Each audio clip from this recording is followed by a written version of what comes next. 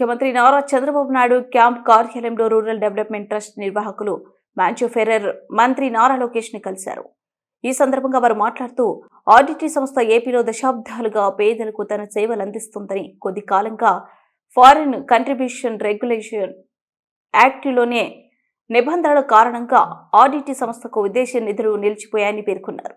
ఈ సమస్యను పలుమార్లు ముఖ్యమంత్రి చంద్రబాబు, కేంద్ర మంత్రి అమిత్ షా దృష్టికి తీసుకువెళ్లి పరిష్కారానికి కృషి చేసి తాజాగా దీనికి సంబంధించి కేంద్రం నుంచి క్లియరెన్స్ రావడంతో అడ్డంకులు తొలగాయని అన్నారు. దీనికి కృతజ్ఞతగా మాంచు ఫెర్రర్ సీఎం చంద్రబాబును కలిసి ధన్యవాదాలు తెలిపారు. కేంద్ర నిర్ణయంతో పేదలకు ఎప్పటిలా నిరాటకంగా సేవలు అందుతాయని సీఎం తెలిపారు.